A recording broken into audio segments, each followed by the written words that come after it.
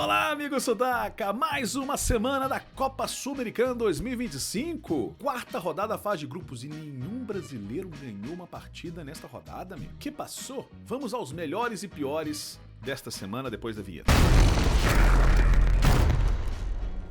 Pois é, amigos, quarto boletim da Copa Sul-Americana em 2025. Antes eu preciso me apresentar, quem não me conhece, sou Bruno Garcês, jornalista e especialista em futebol sul-americano e este é o canal Sudaca Brasil. Tudo sobre o futebol aqui no continente. Deixe o seu like, se inscreva nos canais, dá essa moral pra gente. Antes, vamos ver os resultados da quarta rodada. Começamos com o Nacional de Potosí 2, Guarani do Paraguai 2. O jogo foi lá na Bolívia. O Vitória empatou 1 a 1 com o Defensa e Justiça, se complicando no grupo. O Sportivo Luqueño perdeu pro Godoy Cruz, jogando em casa, lá no Paraguai.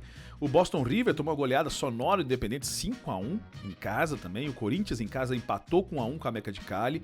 O Melgar perdeu em casa para o Lanús por 1 a 0, o grupo do Vasco. O União de Santa Fé perdeu em casa para o Palestino de virada, isso também do grupo do Cruzeiro. O Cerro Largo perdeu em casa também para a Universidade Católica, todo mundo perdendo em casa, hein? Bela campanha dos camaradas do Equador. Aí temos também Porto Cabejo vencendo 4 a 1 Vasco da Gama. O Muxucruna empatando com o Cruzeiro lá no Equador.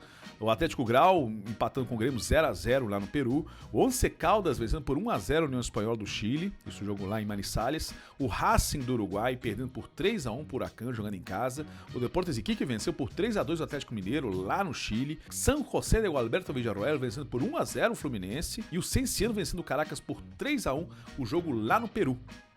Então vamos ao melhor jogo da rodada, que pra mim foi União Santa Fé 1, Palestino do Chile 2. Não foi o jogo que teve mais gols, mas foi o mais emocionante, amigo. O quadro árabe conseguiu uma virada no final da partida e reagiu no segundo tempo, pressionou e mudou o cenário quando eu achei que ia dar tatengue. Bela vitória do Palestino. O pior jogo da rodada eu tenho que ficar com o Atlético Grau 0, Grêmio 0, amigo. Meu Deus, que jogo ruim. Grêmio pouco avançou, muita posse de bola, pra nada. O time peruano se fechou, mas o jogo se amarrou muito. E muitos erros de passe. Foi difícil de ver esse jogo, viu? A surpresa da rodada, fica meio difícil de fugir de Porto Cabejo 4 a 1 no Vasco da Gama, amigo. Foi uma vitória na raça e na pressão alta do time venezuelano, com belos gols. Os portenhos souberam encurralar o time brasileiro. O melhor time, ou a melhor atuação da rodada, eu fico o Independente de Avellaneda, de Julio Vaccari, finalmente converteu os gols. O time que sempre cria muitas oportunidades e perde muitos gols. Saiu perdendo, mas Cabral, Tarcia, Jiménez, Mijan foram avassaladores no Centenário contra o Boston River.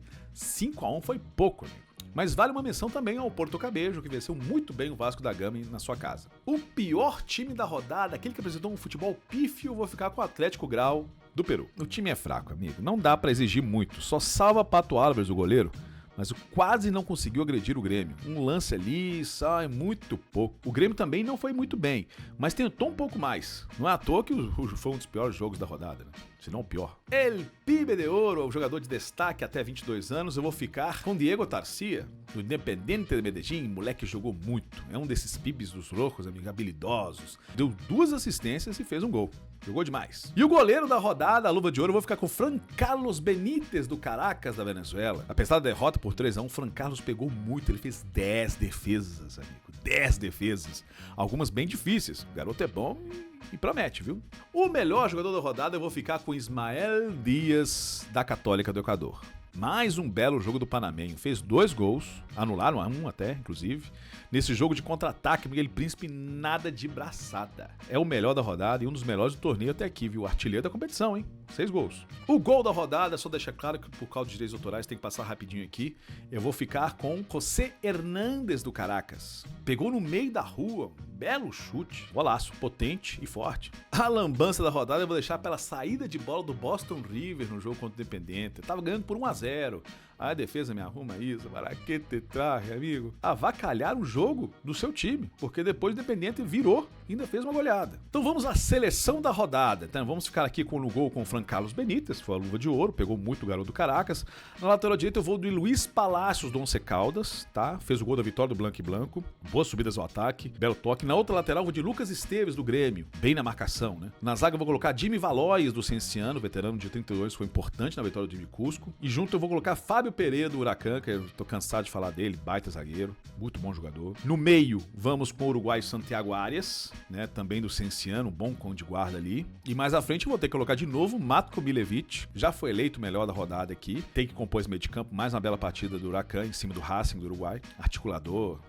Baita jogador. E aí, mais à frente tem que colocar a revelação Diego Tarcia, do Independiente. E mais à frente eu vou de Ismael Dias, o melhor da rodada. Para mim fez 2 gols e de novo estraçalhou o adversário. E à frente tem que falar de Matias Jiménez Rojas, do Independiente. Tinha que estar, fez 2 gols. E eu já falo desse cara há muito tempo, viu? Bom jogador. E temos que colocar Padrón, Gerardo Padrón, do Porto Cabejo. Tinha que ter um jogador do Porto Cabejo. Grande partida contra o Vasco. E o baixinho é muito habilidoso e arisco. E olha que eu deixei ainda Júnior Paredes de fora, viu?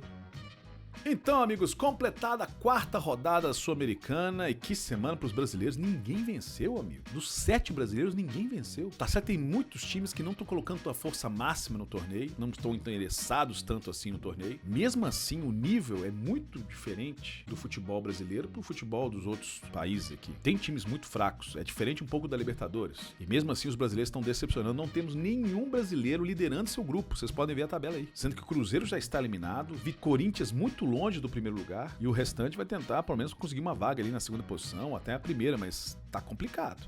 A tabela vocês estão vendo aí, mas a 5ª rodada é semana que vem, e isso pode modificar se os times brasileiros voltarem a focar nesse torneio. Muito obrigado pela sua audiência, vou deixar o link de outros vídeos aqui de boletins antigos para quem quiser acompanhar. Fiquem com Deus, tchau, tchau.